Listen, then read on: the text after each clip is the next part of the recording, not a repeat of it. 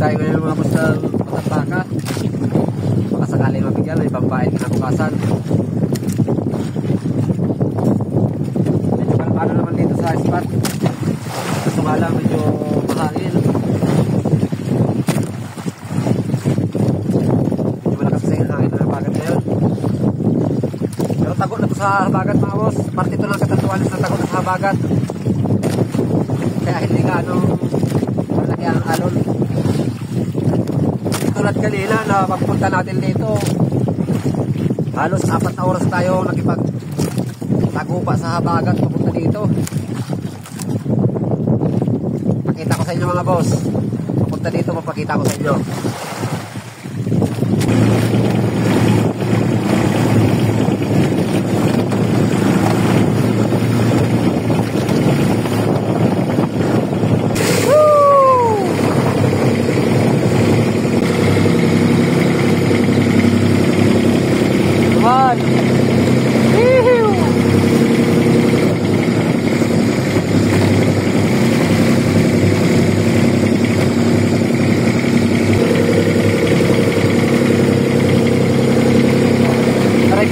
Ay, aray.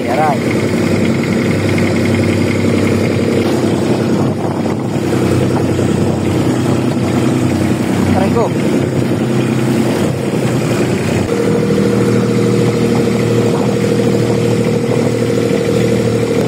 Dito ang masarap na parte na biyahe mga boss.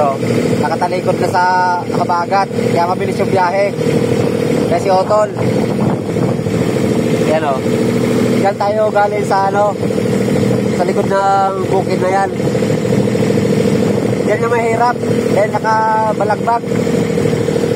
Dito maganda ng biyahe dito dahil nakatalikod na. Mabilis na ang biyahe. Yan tayo pupunta sa likod niyan boss. Tago sa habagat. Sarap niyang biyahe mga boss pag nakatalikod sa hangin. Mabilis makarating sa pupuntahan.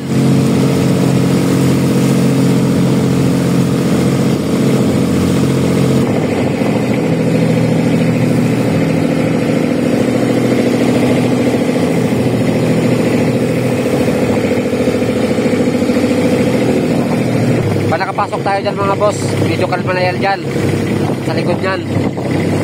Dito persado pa. Lapit na mga boss. Tapos na tayo ng medyo kalmada. Yun, nakapasok na tayo. Kalmada na dito.